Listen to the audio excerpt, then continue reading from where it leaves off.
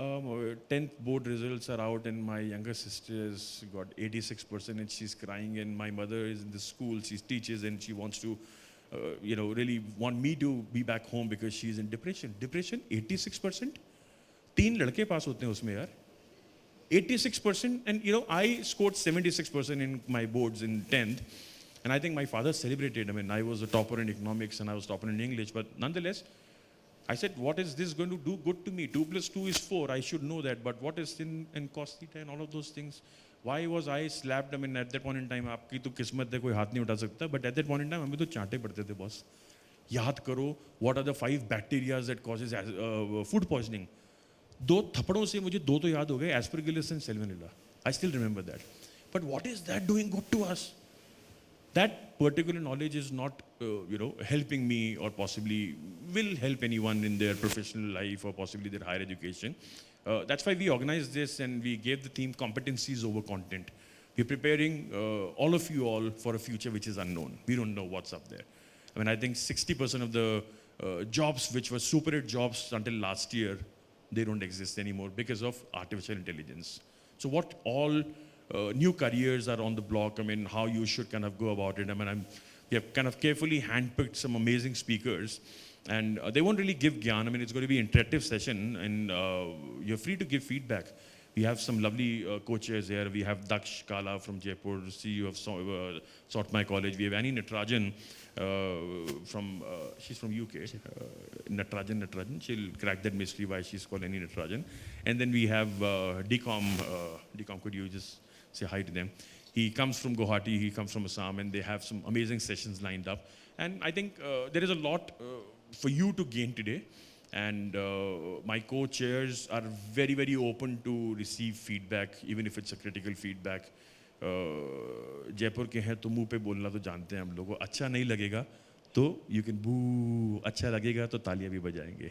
Are we clear? Yeah. So, and then I think, by the end of the day, I'll come again and I'll check with them if they really loved your content or if they are, this or maybe this. Yeah. So over to you, Annie. Thank you, Ravi, sir. First of all, it's just so lovely to see you and how many of you introduced yourselves to myself and to Daksh and to DCOM. This day is a bit of an experiment. So I'm going to say a few words, DCOM's going to say a few words, and Daksh is going to say a few words. Thanks, Ravi, sir. And we're going to see how this day pans out. So why am I here? When Ravi, sir, I'm going to look at my phone because my life is on my phone. I think that's true for so many of us. But also, I need to make sure I say all the right things. So the first thing is, talk to us. We're in a lovely, lovely small environment. So the more of you want to come and say hello to us, please come say hello, ask questions. So when Ravi, sir, invited me to speak at the grown-up side of things, the Sleek Summit, he mentioned he was planning this youth summit. And I immediately said, oh, can I come and help? And the reason, it's very simple. At my heart, I'm still a classroom teacher. I'm very lucky. I've led schools all over the world, and I've taught in many different countries.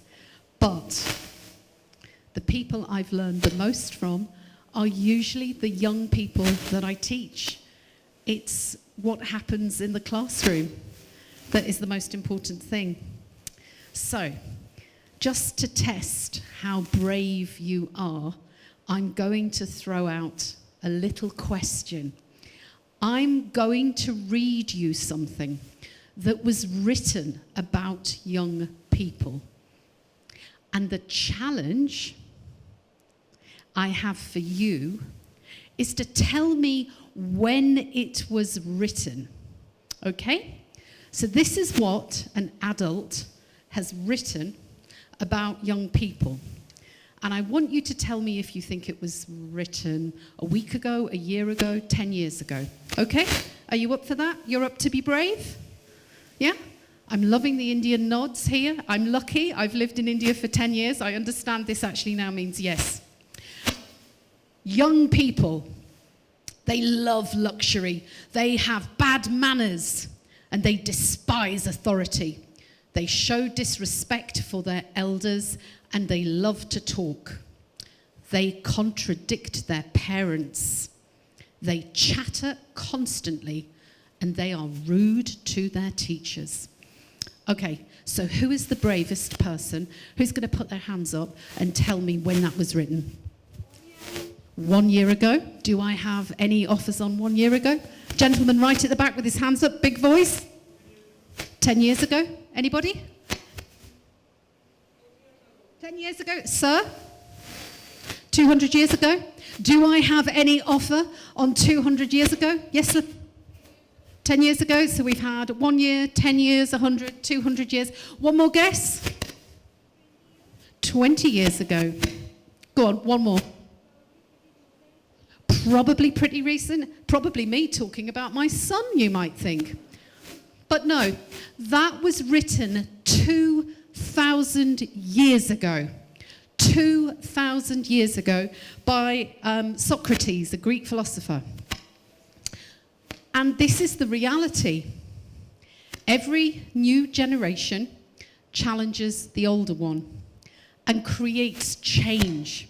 So there are going to be people on the stage today who are doing jobs that even 10 years ago didn't exist. That didn't exist when I started teaching 20 years ago. My co-chair Dax here, he's a CEO, he's an entrepreneur, and he's nearly 20. You've got people here who are social media influencers. I don't even think that was a job 5 years ago, let alone 10. So, you're in for what I hope will be an incredible experience today. Dax is going to be interviewing people who I really hope will make you think about your futures, what they might look like. And DCOM, my other chair, co-chair, he's going to hopefully do a session with you that will really make you think, feel, and hear what your future could look like. And then I'll be talking with Dr. Saumya Sharan, who's a friend and colleague, about how you navigate that future with, I think, what is an essential skill, that of emotional resilience. Now, those of you who've not been brave enough to come and say hello or put your hands up, come and say hello in the breaks, make the most of today, question everything, be those challengers, and have a really great day, and do give us that feedback. Dax, DCOM, which one next? Hello everyone. Thank you, Annie, thank you so much. Hello everyone, I am Daksh Kala, founder of Saumya College. I hope you all have a great event ahead. Me being a 19-year-old entrepreneur, I'm just like your elder brother, I'm almost your age. And I can relate a lot from your journey as well, because when I passed out 12th, I was very confused about from where should I seek career guidance from, what are the best colleges for me, how will I find a student accommodation when I go to a city which I've never been. So I myself faced a lot of problems, to be honest, and that's how I founded Saumya College 2 years back. That's why I'm actually able to relate a lot with you all, a little more than other speakers who are not much, just the double age of us. But I hope you all have a great event ahead. We have got beautiful speakers who are taking amazing sessions, who will be taking amazing sessions throughout the day. And also you'll be able to learn a lot from the best education institutions of India. So at the same venue, I guess 1 month back, I was moderating Mr. Ritesh Agarwal, who's the founder of OYO Rooms. And I actually asked him, I had a lot of communication with him throughout the day, and I asked him one thing about what would you like to tell to 18 or 19-year-old like us about life, about what is that success mantra which you would like to provide to us. And he told me that, Daksh, just dream big. Because एक बार अगर बड़ा सोचोगे तो अपने आप सारी चीज़ें उसकी तरफ ही align हो जाएगी, all your actions would be positive in a single direction. So that's what I just wanted to share with you all. And DCOM, thank you very much, guys. Hey, thank you. Thank you, Daksh. Thank you, Annie, for opening this up. Very good afternoon, or good morning, if I may still call it one. Well, they already said how it's going to shape up. And The only row this side. How nice. Anyway, I thought I would narrow my vision, but that's not me. I was thinking to share a few things that might make you happy, and I always thought that it's still good to think once in a while. It's a good exercise. Okay? Do you agree? And how many of you, let me ask you this question so that I have a heads up. How many of you sing? Can you put your hands up? Okay. Sing, S-I-N-G. Okay. Keep your hands raised. How many of you sing in the bathroom? Ah, that's what I was interested. There you go. I'm very happy to know that. Put your hands down. So, we're going to do a thing collectively so that the energy levels are high, and we're going to share a few experiences. And the best thing why we agreed when Ravi said that it's going to be a lot of young minds, the best thing is there are loads and loads to learn from you all. Okay? And that's what I love the most coming to these meets with a lot of young, intelligent minds. I hope to have a great start to this ScooNews Global Educators Fest 2024, and hope to see these smiling faces throughout the day. Thank you very much. Okay, so I get to open with my colleague, Dr. Saumya Sharan. And we're going to talk to you about something called emotional resilience. What it is, why you need it, and how to keep it. And the first thing I'm going to suggest is I can see some of you, this is what I'm seeing at the moment.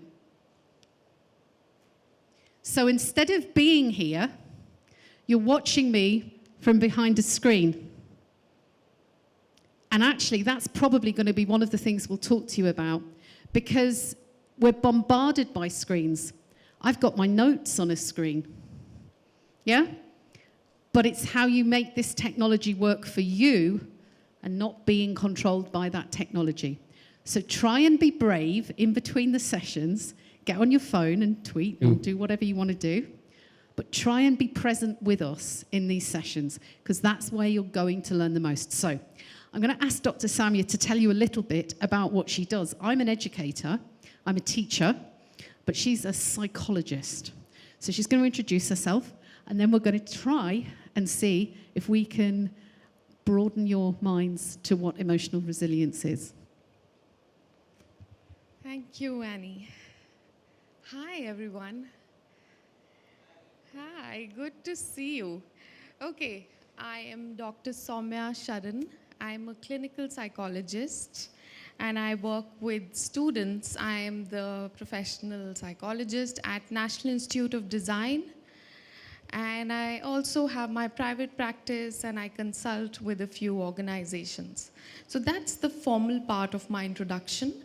But what I want to really tell you today is why I do what I do every day and what helped me make this choice. So back in school, when I was growing up, I was in a missionary convent school, which was 150 years old, and discipline was probably the highest priority, to the point that some days we weren't even allowed to smile. So it was a lot of the days were difficult, and we'd be scared and we'd be nervous. And I remember in middle school, this was grade 6 or grade 7, I had an English teacher, and I adored her. And at the end of every school day, I'd go to her and she would wait for me, and she would just ask me, Saumya, how was your day? And I would tell her, oh, this happened, and I forgot my book, so this was uncomfortable. And she would just sit and listen. And she would ask me what went well, or what did not go well, what did you learn? And I would just go on and on and on. She didn't fix my problems. She didn't give me solutions. But what she essentially did was hold the space for me. When I found that outlet to express all of my emotions. And before I knew, I realized that this has become part of my everyday school life. And before I knew, this was the emotional cushion that I needed at the end of every day. Now, when I grew up, this happened till grade 8 or grade 9, and I grew up, I went to college and postgrad and higher studies. I never found that figure again. I never found someone who was emotional cushion on the one hand and a formidable force which really made me resilient on the other. And that's when I realized that every child, every student, every young person, how lovely would it be if they had this figure in their lives. That could be in the form of a person, that could be in the form of a curriculum, that could be in the form of a program, but something that gives you the balance of emotional cushion, nurturing, as well as a very powerful force that makes you resilient. And that's why I wake up every day and try to do my best as a psychologist to give you that figure. And that's why I'm here today to talk about emotional resilience and take you through the different components of it and how to build it and keep it. Thank you so much for joining us today, and I hope you're looking forward to it as much as we are. All right? Thank you. What happened there? It went wrong. It went wrong. And I could have done one of two things: panicked or roll with it. And besides, we're good at teamwork. We're good at sharing. We're good at supporting each other, aren't we, Dr. Saumya? Tell me again how I say it. Via screen, Badlo.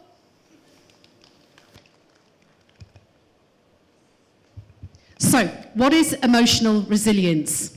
It's a bit of a buzzword, yeah? We talk about mental health. We talk about emotional resilience. We talk about, what's the other buzzword that teachers like to use? School marketers love it. Holistic education. So, what is emotional resilience? I pulled this off Google last night. Typed in, what is a definition of emotional resilience? Don't write this down, it's wrong. Resilience is the process and outcome of successfully adapting to difficult or life-changing life experiences. Blah, blah, blah, blah, blah. Any of you who are going to learn to do presentations, take this thing with you. Do not read off screens. Death by PowerPoint is never a good thing. So you've got a dictionary Google definition here of emotional resilience. But actually, there's a real emotional resilience, and you have it every day. And this is one of my favorite clips. It's from Michael Jordan, the basketball player. You guys probably know him more for the trainers and the sneakers, but when I was your age, he was a successful basketball player. I'm really bad at this. Via screen Badlo.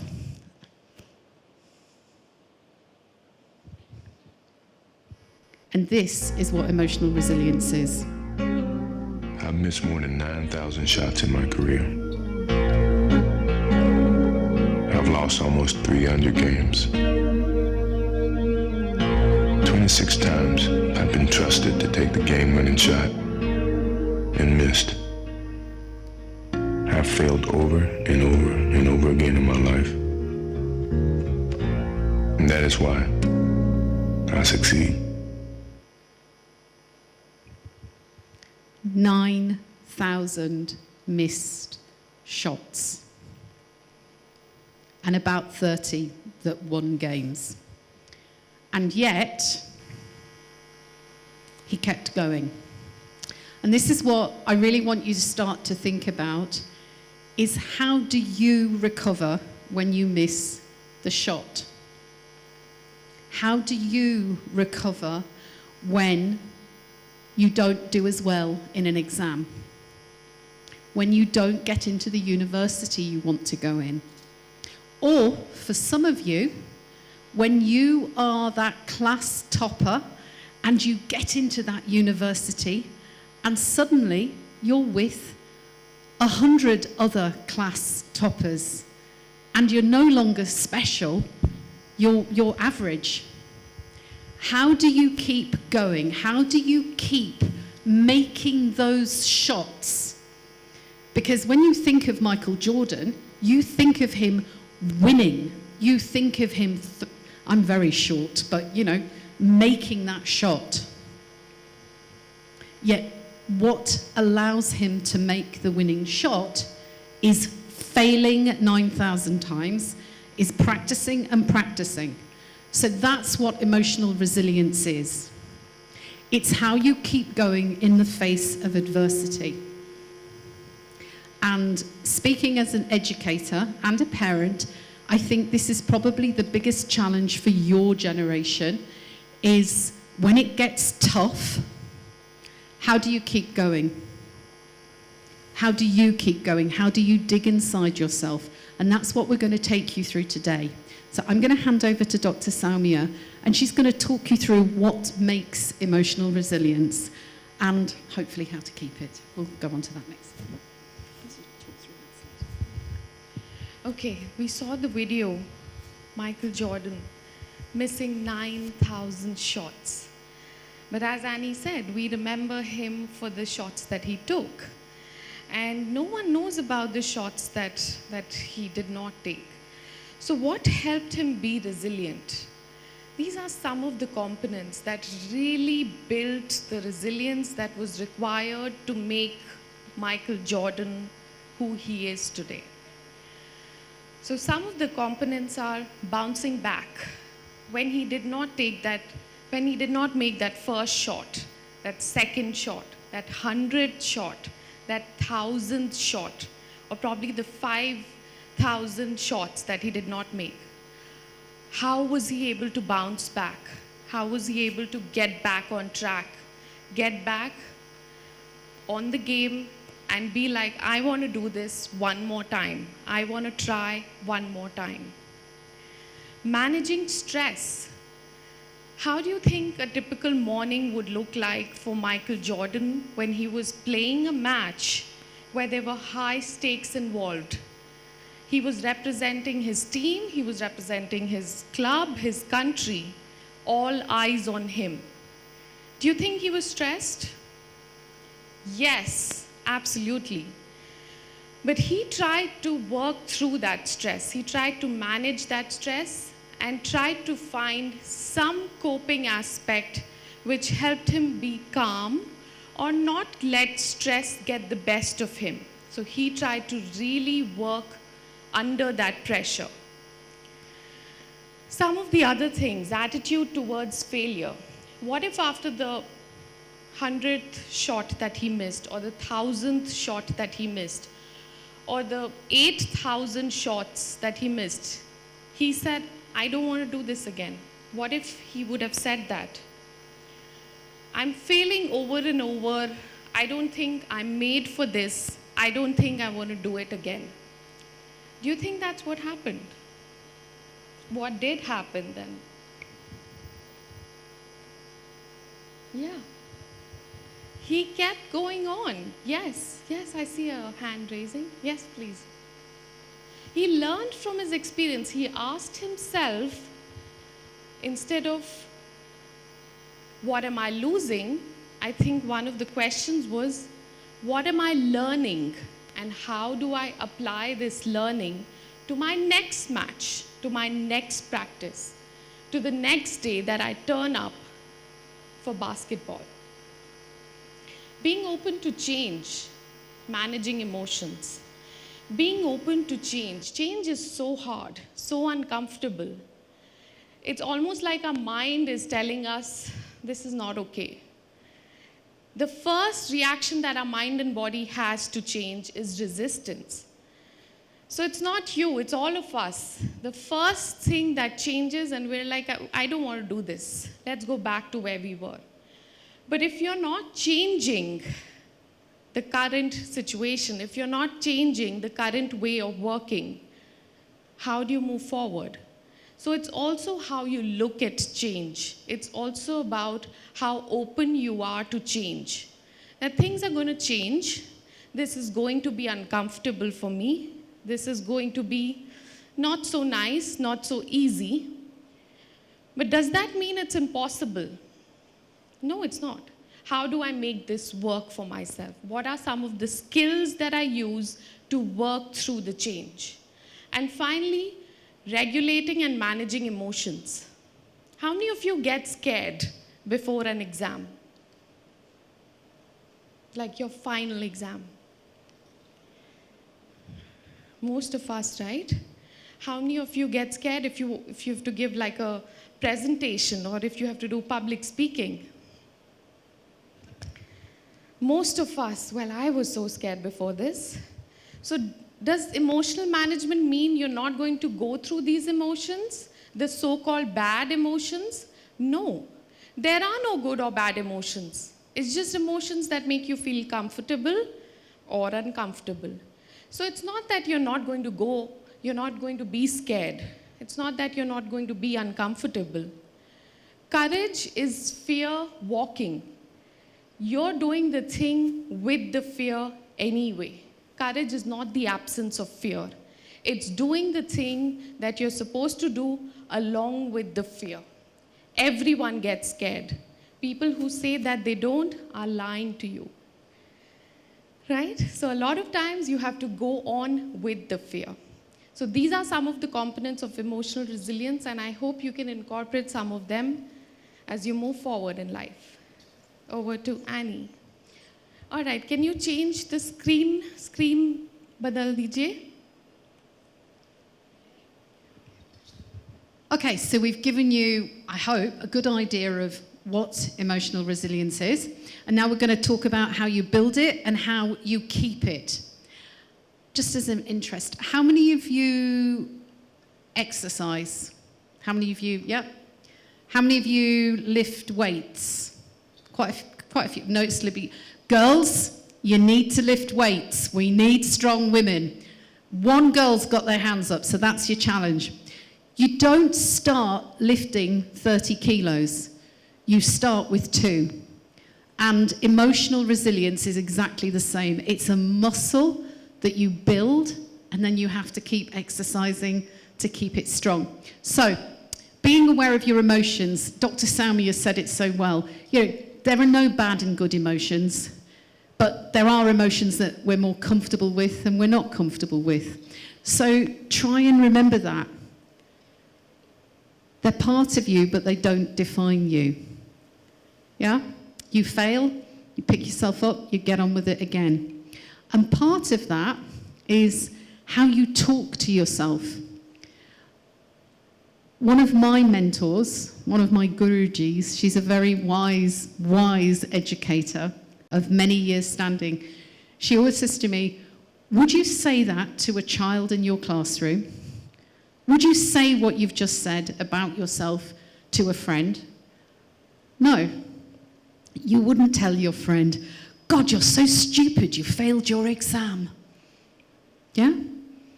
I wouldn't say that to a student of mine who failed their exam. So self-talk, how you talk to yourself, there's never real failure, but there is feedback. Did you fail your exam because you didn't prepare? Did you fail your exam because you let stress overtake you, that emotion, that you became so panicked?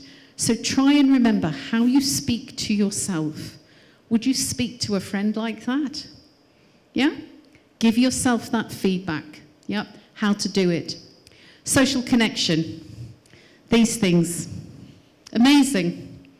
I spend my time between London and mostly Chennai in Tamil Nadu.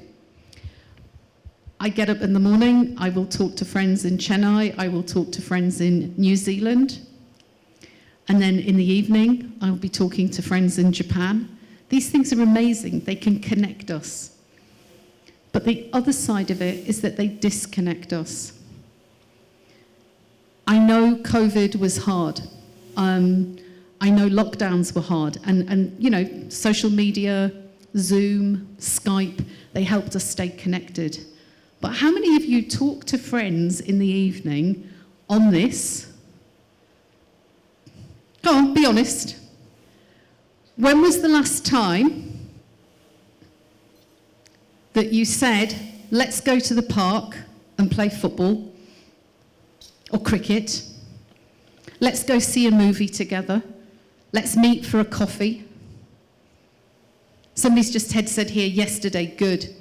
So part of building that resilience is having a face-to-face social connection. I can't see my best friend every day. She lives in New Zealand. So we speak on video 3-4 times a week.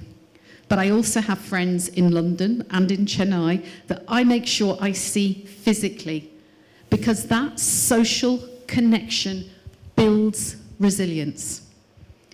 I know at the beginning I asked some of you, put your phones down, and I'm really impressed that I haven't actually seen a single young person pick up a phone in video. That's amazing. Kudos to you. I'm hoping the boys at the left here are going to stop scribbling down notes. Because, again, be here and be present. And Decon will talk a lot about that. But having those connections with people are so important. Dr. Saumya is going to take over the last two, and then we're going to finish quite quickly so we can take questions. Okay, so some wonderful strategies to build emotional resilience, like Annie was talking about. And she mentioned COVID. COVID was hard. We didn't know what was going to happen the next day. No one had any answers, even the people that we were looking up to for answers. It was very uncertain. So the first thing that you lose in the face of uncertainty, you know what it is? What do you think it is? Control, yes. The first element that you lose in the face of uncertainty is control. You feel so helpless, you feel so powerless. It's like, I don't know what's happening, I don't know what's going to happen after this. Nothing's going my way. And it just feels like a chaos. So what do you do when you're building resilience? You start creating control pockets. And when I say control pockets, these are some things that you can do and you can control to make it your ladder back into normalcy. Now I'll give you an example. Nothing's going your way, everything's chaotic, it's uncertain, you don't know what you're going to do, you're feeling helpless and powerless. Well, there's something that you can do. You can try and wake up at the same time every morning. It's as simple as that.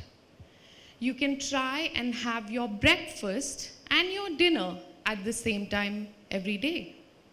Or no matter what, I'll sit down with something that I'm reading because it gives me comfort for at least 20 minutes every day.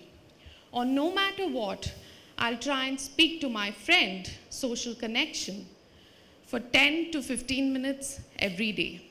Now what you're doing is, you're giving a message to your brain that everything else may be scattered or may be out of control, but there are things that you can do to control the controllable.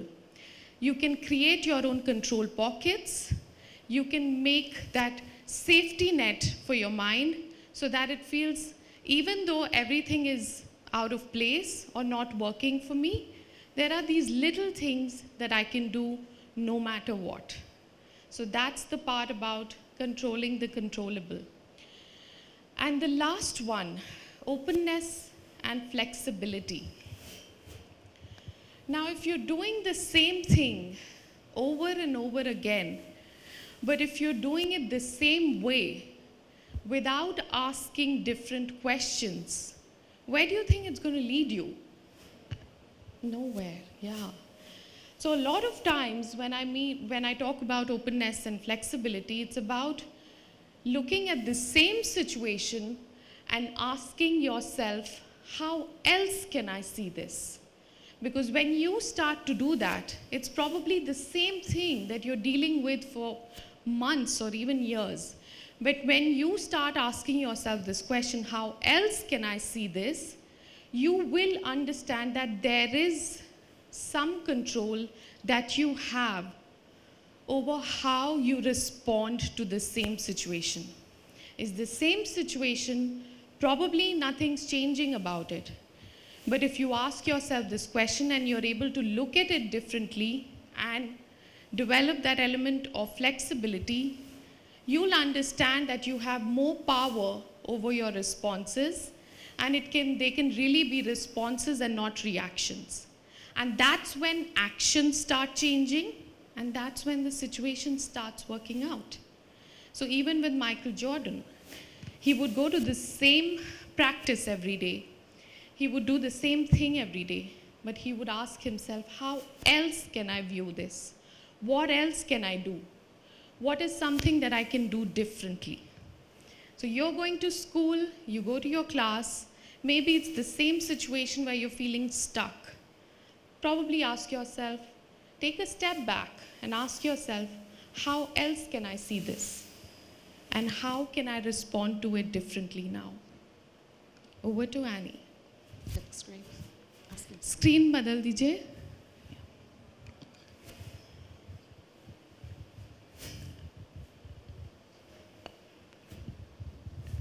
Screen, next slide.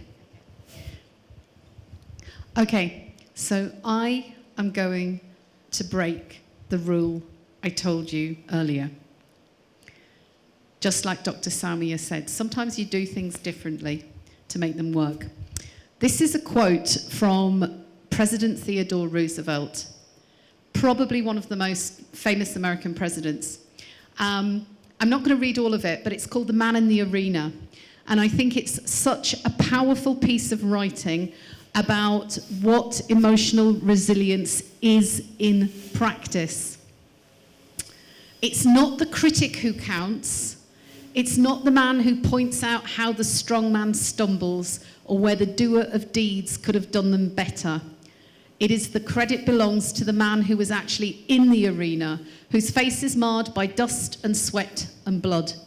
I'm not going to read the whole thing because I told you earlier, don't read off PowerPoints. But it's about the essential fact that there are people who will criticize you,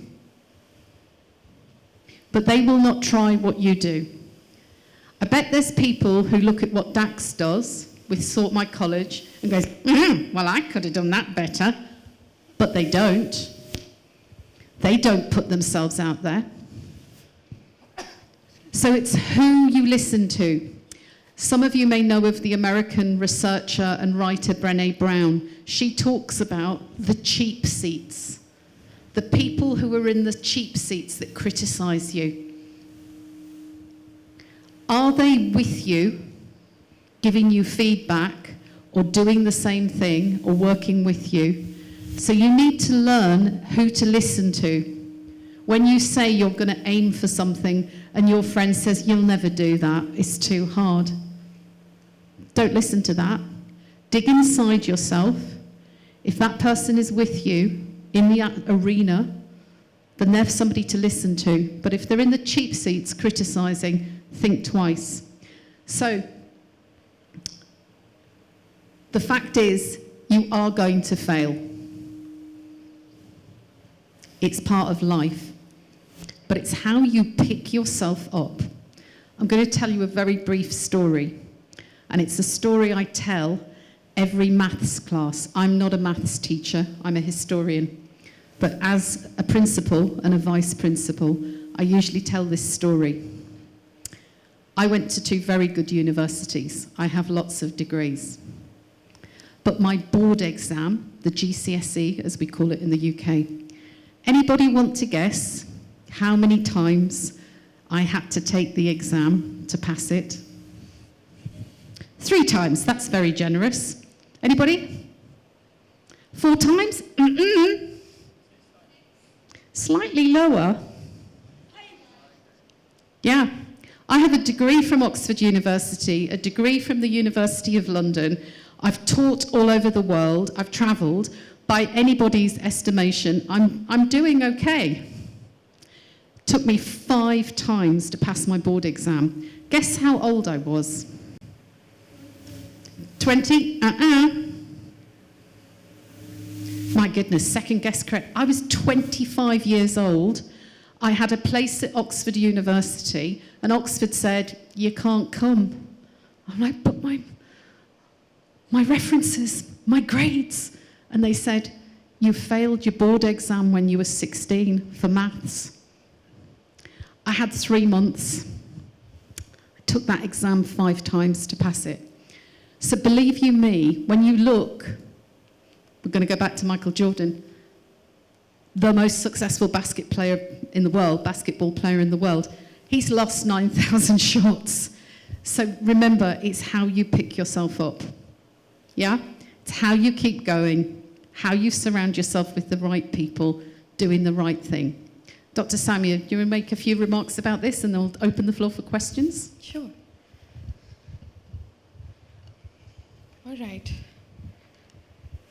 So this quote about, and how beautifully Annie explained, that you're there fighting your fight every day. It's like you're in the wrestling ring.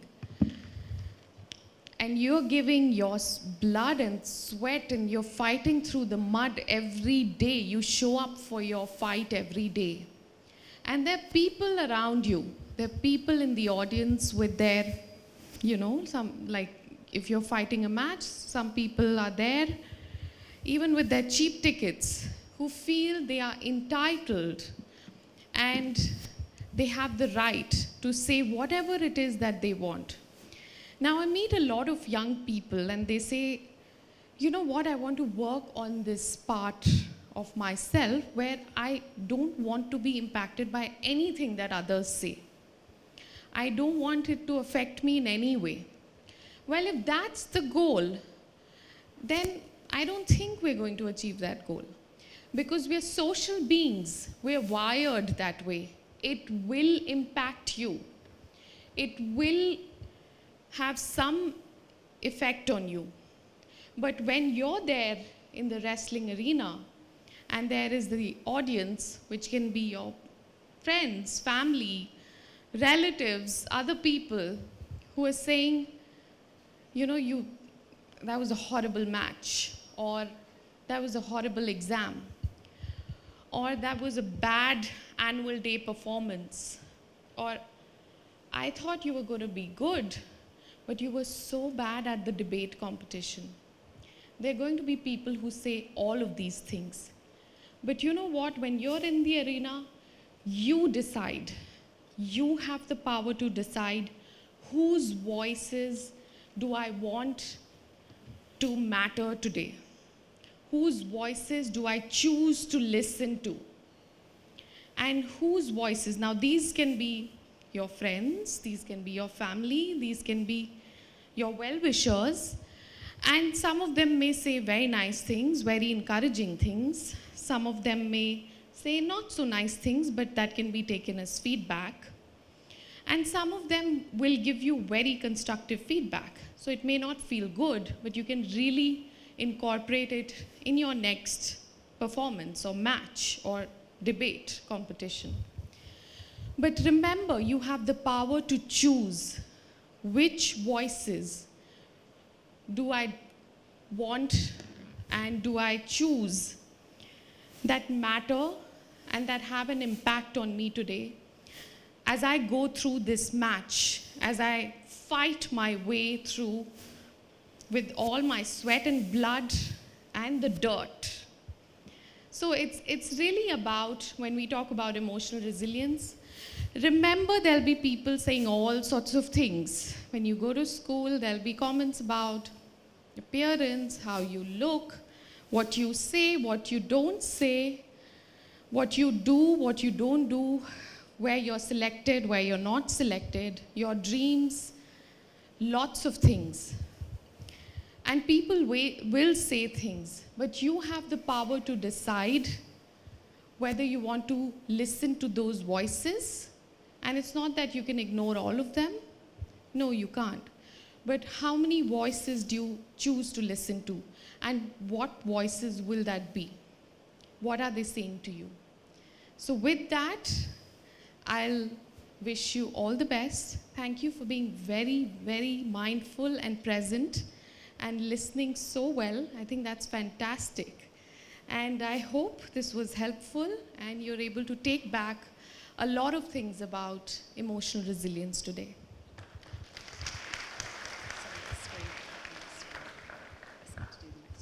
Screen badal dijiye. Okay, so we started late, but we try and finish on time. However, we wanted to give you an opportunity to ask any questions. Oh, this is impressive. I was just about to say, the only silly question is the question you don't ask. And the secretary said, oh, okay. Okay, so I'm going to try, say 5 questions, and then it's decom session. Go on. Oh, everybody loves the mic. Thank you so much. So the Michael Jordan part was really informative and it was really motivating, but unfortunately the world doesn't give us, the chance to shoot 9,000 shots that you miss. So what do you, and I'm talking in reference to competitive exams or exams in general, what do you do when you miss all your shots? What do you do when it doesn't work out, when any unforeseeable factor just doesn't work out for you? Okay, that's a great question and it's practical. So, you jump in on me, Dr. Saumya, on this. The fact is sometimes you do fail. There's a quote. I'm not great at quotes. I'm not great at remembering them. I have to write them down. But there's one that they say it was from Winston Churchill, the famous British Prime Minister. The definition of madness is to do the same thing and expect a different result. So that's the first thing. You look at what you're doing. Are you doing it differently? The second thing is, and I'm giving a very personal example here. When I was 16, I knew I wanted either to be an educator, a journalist, or a dentist. I know that's a bit weird. Yeah? Kind of educator, journalist, they link, but a dentist. Now, the reason I didn't go forward with training to be a dentist, I'm rubbish at physics. I'm rubbish at physics. You heard my story about having to take my board exams 5 times for maths. You would not want me touching your mouth because I can't add up very well. But seriously, I had to accept that if I wanted to do that, I just couldn't. And I think sometimes there are things that go wrong, and they are wrong, and you can't fix them. But what you can fix is your response to them. And that's hard. That's really, really hard, that you fail something. And I think all people, every young person taking board exams in whatever country you're in, face this pressure. And it's getting worse. I was looking at a college in Delhi, and they're asking for 99% scores. So you've got 30 places, and you've got 50 kids applying, all of whom have got 99% scores. How do you make those choices? And unfortunately, that means somebody gets left out. Somebody fails. And that's when you start to look at what we've talked about this morning. Social connection. Go and have a cry. That means the boys as well. There's nothing wrong with crying. Crying releases chemicals in your bloodstream and makes you feel better and calm down. Go lift some weights. Go to the gym. Go and have an ice cream with your best friend. And then reflect. Give yourself feedback. Do I really want to do that? To be able to get into that? Do I need to pass that exam? And that's what you do, because sometimes life sucks. And it's the biggest myth adults will tell you, yeah? You get told it's marvellous. I wish I was a child again. I don't. I hated being 17. It was awful. And sometimes life sucks. And this is part of it. You have to deal with it. And I realise that possibly wasn't the answer you wanted. Sorry. 2 more questions and we'll pass on to DCOM. Okay, I want to see if there's a gentleman. It's interesting, isn't it, DCOM? Look, it's all the girls. Oh, well. Who do you want to pass? Namaskar, ma'am. So after putting constant efforts into something, and like you said, not giving up, there's a phase where we need to stop and analyze if the particular thing we are putting efforts into is actually the right thing or not. So when is that right time, and how to recognize that whether we are putting efforts in the right direction? Wow, that's mind-blowing. Sorry, I've forgotten your name, sir. Bo, who's going to be speaking later. I've just heard him say, I've actually got a different perspective on this. That's absolutely spot on. So this is only my opinion, okay? So when you say enough's enough, I don't know. But I know for me, how I look at it is I talk to my friends, back to social connection. I talk to people who are older than me. Believe it or not, there are people that are older than me. But I will talk to friends, I will talk to my mentors. I talk about my Guruji. She's one of the most experienced educators in India. I will call her and I'll say, what do you think about this? So you talk to people that you trust, you think about it, and you think about it honestly. But ultimately, it comes down to you. And the hardest thing is the point where you might disappoint somebody. You might disappoint your parents when you say, actually, sorry, I know I'm in a family of doctors, but I want to be a writer. You know, that's life, and then it's how you handle that. It's how you roll with those punches. So there isn't a right answer, but there are very different perspectives. One last question.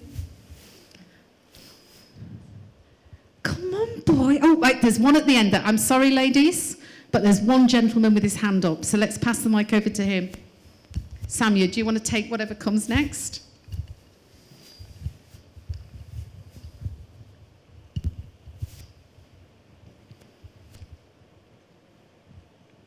Hi.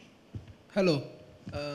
I wanted to ask something that is more on the psychological level. I actually wanted to ask you directly only. When I want to push myself to do something, I generally wing it, as they say. I stop thinking about anything else, but now I feel like it's stopping my focus. So how do I deal with it? So if I'm hearing correctly, that there are times when you push yourself and it works, but lately you've observed that you've started to lose your focus. Yes. Yeah, even when you're pushing yourself. Yes. Okay, all right, thanks for the question. So what happens is when you're constantly pushing yourself to do something, also remember it's taking a lot from you. It's almost like, you know, if there's a glass of water, every time you're pushing yourself, you're also, of course, doing things that you like, but every time you push yourself and you put in effort, there's some water that you're giving out. Imagine you're giving out of the glass. So every time you're giving out and not filling it up with things that nourish you, things that really help you and replenish you, and these can be things like social connection, these can be things like working on your emotional fitness, doing things that you like, really being aware of your emotions, taking some time off and just doing nothing also, taking that pause and not just constantly pushing yourself, you're also filling up that cup. So what is really happening is when you're coming from a space of depletion because you're just giving out of that cup and not filling it up with other things, you're just pushing yourself and pushing yourself, you become depleted. And when you become depleted, what happens is your emotional mind does not allow your rational, logical mind to operate optimally in a very efficient manner. So in very simple words, how you feel, the mind that you feel with, emotional mind, and the mind that you work with and focus and concentrate, the logical thinking mind, they need to be in balance. If you're not emotionally feeling settled enough, you won't be able to access the logical thinking, focus, concentration part of the mind. So what this essentially means is you need to keep replenishing that cup. You need to keep filling that cup side by side, along with pushing yourself, so that you're not coming from a space of depletion and it impacts your focus and concentration, but you're also coming from a space of, okay, I'm giving out of this, but I'm also filling up my cup. I'm also able to access resources. I'm also able to connect with other people. So that way your focus and concentration is something that will not be impacted as much. I hope that answers your question. Yes. Okay, thank you. And sometimes things just work because we're talking, sorry guys, if you want to ask questions, come talk to us in the break. I think this leads, that last question just leads beautifully to you, Decom, about, well, yeah, how do we feel things? How do we make things work? How do we just get there? So this is going to be a very different session. So I'm going to hand over to my co-chair, Decom.